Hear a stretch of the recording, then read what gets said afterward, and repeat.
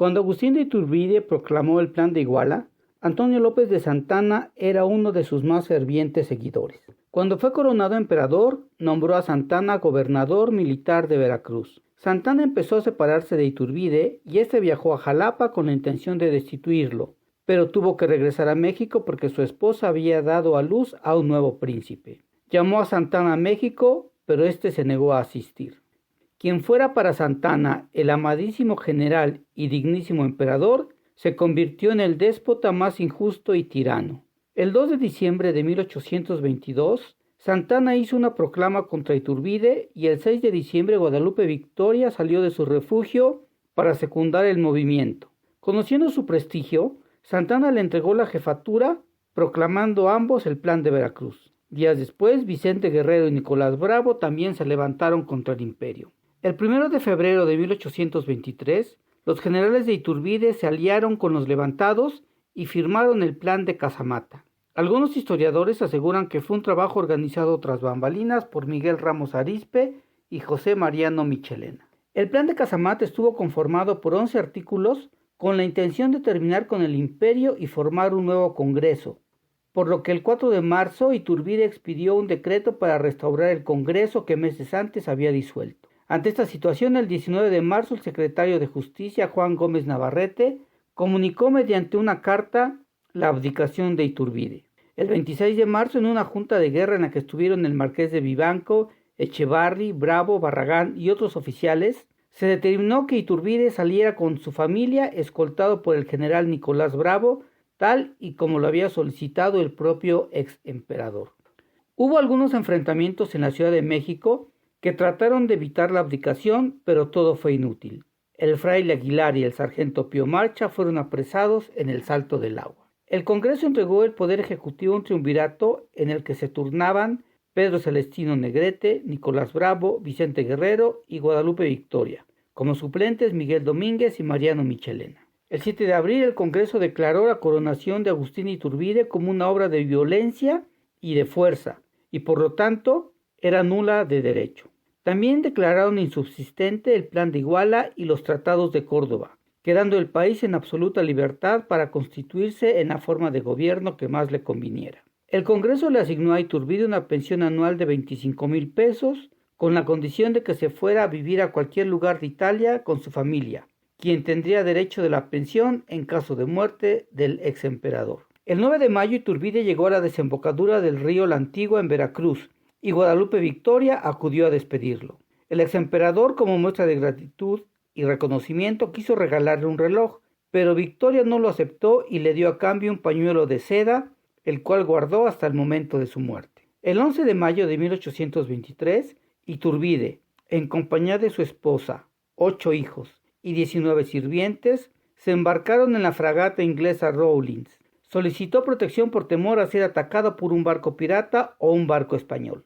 El Congreso ordenó eliminar la corona del águila que tenía el escudo nacional y declaró nulo el nombramiento de los ministros del Supremo Tribunal de Justicia y sacó de circulación el papel moneda de Iturbide. Se expidió un decreto para declarar buenos y meritorios los servicios hechos a la patria durante los 11 primeros años de Guerra de Independencia a Miguel Hidalgo, Ignacio Allende, Juan Aldama, Mariano Abasolo, José María Morelos, Mariano Matamoros, Miguel Bravo, Hermenegildo Galeana, Javier Mina, Pedro Moreno y Víctor Rosales. Algunas provincias enviaron comisionados al Congreso con muchas exigencias, y otras provincias como Texas, Coahuila, Nuevo León y Tamaulipas pretendían separarse para constituirse como estados independientes. En algunas ciudades hubo levantamientos a favor de Agustín I. El 2 de agosto, Iturbide llegó a la ciudad italiana de Livorno e intentó trasladarse a Roma, pero no se lo permitieron y se quedó en casa de Paulina Bonaparte. Debido a persecuciones y acoso, viajó por Suiza, la ribera del Rin y Bélgica hasta llegar a Ostende. Cruzó el Canal de la Mancha para llegar a Londres el 1 de enero de 1824. El sacerdote José María Marchena, espía mexicano, estaba pendiente de los movimientos de Iturbide y mantuvo informado al ministro del Interior y Relaciones Exteriores, Lucas Alamán. El 13 de febrero, Iturbide envió un mensaje al Congreso donde notificaba su salida de Italia, así como su deseo y disposición para prestar al gobierno mexicano sus servicios, pues consideraba que la independencia de la nación corría peligro. También solicitaba al gobierno de México que le enviara la pensión que le habían prometido. Durante el mes de marzo en el Congreso se mencionaron los levantamientos a favor de Iturbide, y el diputado Carlos María de Bustamante insistió en que se averiguaran las razones de su viaje a Inglaterra y propuso que se le declarara fuera de la ley, proscrito y enemigo público. Los diputados acordaron que se le suspendiera definitivamente la pensión.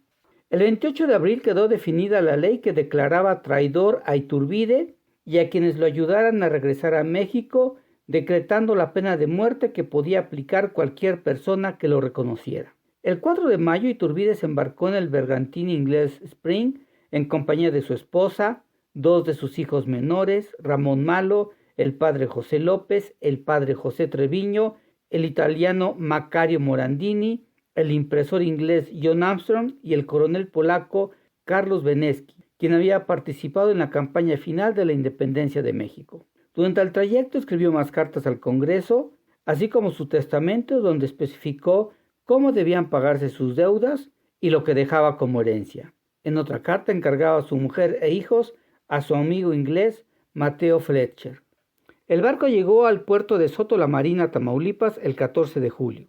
Ya en costas mexicanas se envió otra carta al Congreso reiterando que no regresaba como emperador, sino como soldado al servicio de México. Las cartas que escribió durante el viaje nunca llegaron a sus destinatarios hasta después de su muerte. Aunque al momento de llegar a México Iturbide desconocía el decreto, había tomado algunas precauciones. Primero, desembarcó el capitán Beneski para cerciorarse de que las condiciones en tierra le eran favorables. El polaco se presentó ante el brigadier Felipe de la Garza, comandante militar del estado, a quien le presentó una carta del padre Treviño en la cual se le recomendaba para proponer al gobierno mexicano un proyecto de colonización irlandesa. De la Garza le preguntó por Iturbide y el polaco contestó que el exemperador se encontraba en Londres con su familia, por lo que de la Garza autorizó el desembarco.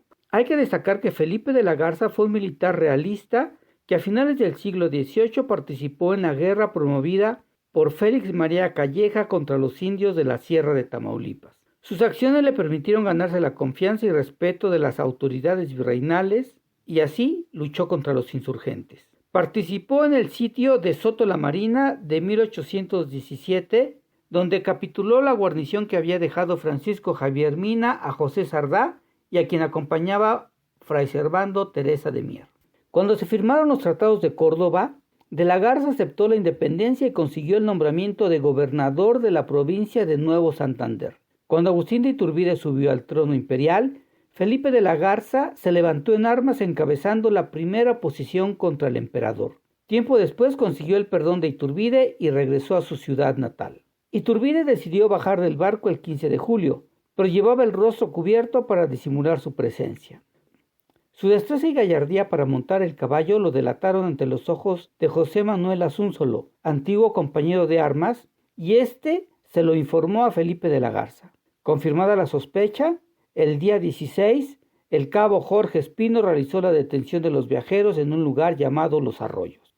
De la Garza se entrevistó con Iturbide, quien le explicó que había viajado a México para ofrecer sus servicios a la patria. El comandante le notificó que se encontraba fuera de la ley conforme al decreto expedido por el Congreso el 28 de abril, y también le reclamó el engaño a Beneski, quien respondió que era militar y que había procedido de acuerdo a las órdenes recibidas. De la Garza le dijo a Iturbide que se había comprometido y a él también, y en ese momento le comunicó que sería fusilado en 3 horas. Iturbide le pidió tiempo para presentarse ante la legislatura local. De la Garza suspendió la ejecución y lo llevó ante el Congreso de Tamaulipas, que sesionaba en la villa de Padilla. Los diputados decidirían su suerte y así Iturbide tendría la oportunidad de explicar las razones de su regreso y cuestionar el decreto dictado exclusivamente en su contra. En el camino, de la Garza le señaló a Iturbide sus virtudes y lo exaltó como generalísimo. Le devolvió su espada y lo dejó al mando de la tropa. Se separó y explicó que se marchaba a Soto la Marina. Iturbide envió con un oficial una solicitud al Congreso para ser escuchado. En ese momento, Iturbide, conociendo el decreto, pudo embarcarse de nuevo y regresar a Europa o internarse en el país para conseguir apoyo de sus partidarios, evitando que se le aplicara el decreto. Sin embargo, asumió las consecuencias de su proceder pensando que serían escuchadas sus razones y que aprovecharían sus dotes militares en la defensa de México. El Congreso de Tamaulipas se reunió en sesión extraordinaria y se leyó el documento presentado por Felipe de la Garza, en el que informaba haber aprendido a Iturbide. También leyeron un oficio de Iturbide donde manifestaba las razones de su retorno. El diputado Fernández dijo que no se tomarían en cuenta esos documentos y se leyó la ley del 28 de abril en el que se declaraba proscrito a Iturbide. Un ciudadano de apellido Gil pidió al Congreso que se cumpliera la ley. Después de una discusión, los diputados votaron por unanimidad la propuesta de aplicársela. Se dispuso que si la familia de Iturbide y sus acompañantes habían desembarcado, se pondrían bajo la vigilancia del general de la Garza. Iturbide no aceptó la negativa de ser escuchado y presionó a de la Garza para que se le concediera la audiencia. Esta situación continuó hasta el día siguiente. El día 19, el Congreso se reunió en 3 sesiones extraordinarias y en las 3 sesiones se negó a escuchar a Iturbide y se le exigía a Felipe de la Garza aplicar la ley. También se le exigió al comandante que tomara la declaración de Iturbide y averiguar sus planes, quiénes eran sus cómplices y todo lo que creía necesario, aunque Iturbide ya lo había manifestado en los documentos que envió al Congreso. De la Garza quedó libre de culpa ante el mismo Congreso, a pesar de las contradicciones en las que incurrió. A Benesky sí se le concedió la oportunidad de defenderse, por lo que quedó en calidad de detenido. En la carta que escribió el otro día al gobernador de Tamaulipas, Felipe de la Garza aclaró que era necesario apurar la ejecución por el ambiente que se había generado por la presencia de Iturbide. Concluyó que la forma de ejecución sería el fusilamiento y no la decapitación. Iturbide le insistió nuevamente que el Congreso lo escuchara y finalmente aceptó su destino. Y cuando le dieron la fatal noticia, que él ya suponía, estaba escribiendo una carta al Congreso de la Nación. Cuestionaba que lo hubieran calificado de traidor y reclamaba por condenarlo a muerte por regresar a México. Decía que había luchado por la patria hasta verla libre de la corona española y que supo unir a los mexicanos después de los rompimientos que provocaron tantos años de lucha. Escribió a su esposa, que esperaba noticias de él en el barco, que le dijera a sus hijos que moría por su patria.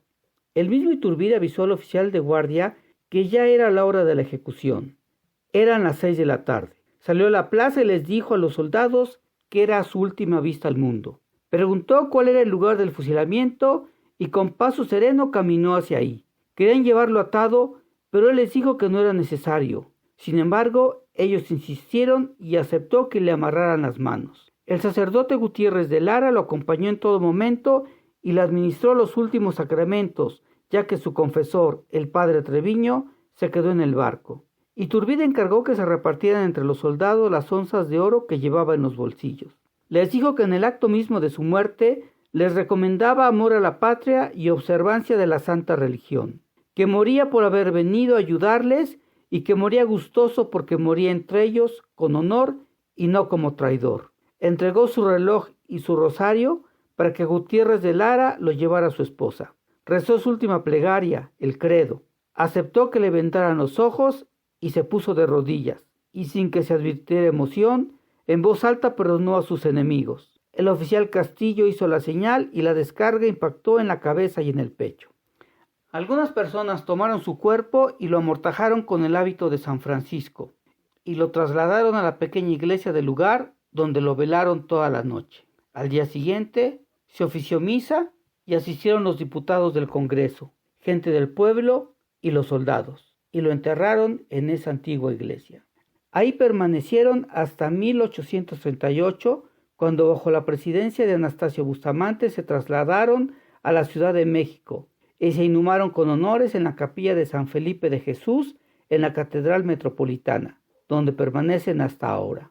En la carta que Felipe de la Garza mandó al gobernador al día siguiente, escribió que siempre fue el más interesado en el bien de la patria y en respetar las autoridades legítimas, siendo estos los principios que dirigían su conducta, y que tenía la satisfacción de haber hecho su deber. Paradójicamente, El sable que utilizó Iturbide durante el desfile de entrada del ejército trigarante en la Ciudad de México se colocó en el Salón del Congreso junto con los nombres escritos en letras de oro de los insurgentes a quienes había combatido.